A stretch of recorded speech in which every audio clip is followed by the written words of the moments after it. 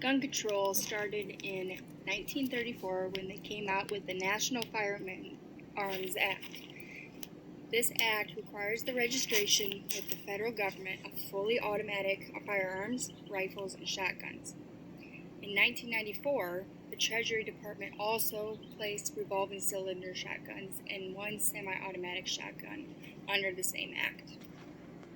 In 1934, the Federal Firearms Act was established, which implements a series of new regulations that focus less on the citizens and more on the manufacturers, importers, and salespeople. They must keep detailed information about the person who purchased the firearms from them. The Act also limits who firearms can be sold to, for example, felons. 1986 Firearms Owners Protection Act is protection for the gun owners, limiting ATF inspections to once per year, allowing licensed dealers to sell firearms at gun shows, and redefine the silencer to include parts intended to make silencers. 1993, the Brady Handgun Violence Prevention Act. It requires the background checks be completed before the purchasing of a gun.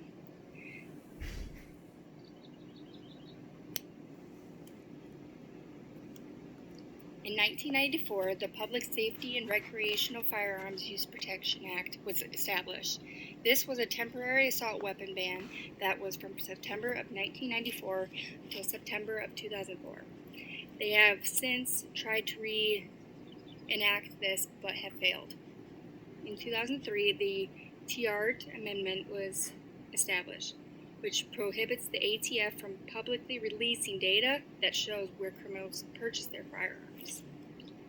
In 2005, the Protection of Lawful Commerce in Arms Act was established, which prevents manufacturers from being named when there are victims of crimes that were involved using a gun from that company. In 2008, the District of Columbia versus Heller began. The Supreme Court was sharply divided, and Heller focused on the individual rights to possess a firearm that isn't connected to the service of the militia. They then added that to the Second Amendment, which guarantees an individual right to possess a firearm.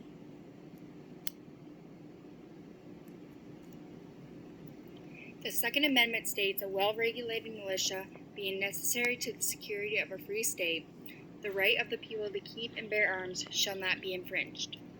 The purpose is to provide the citizens of the United States the right to bear arms. The pros of the amendment: people feel safer with guns.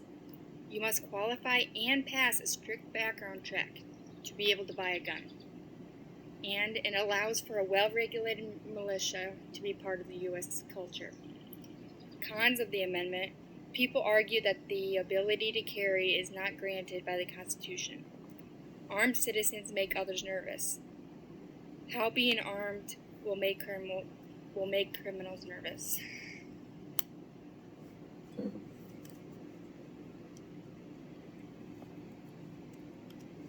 There are many gun control debates, one being the conceal and carry on college campuses. 20 of the 50 states have already banned it. Dorms are vulnerable to threat, and it would be an easy target to theft. A taser is just as effective as a handgun.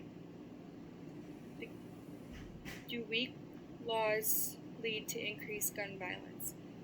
No matter the law, the gun violence will remain the same because a lot of people don't follow the law to begin with. Restrict access to assault weapons. Most are used in mass shooting weapons and are used to kill enormous amounts of people during a mass shooting or any big shooting event.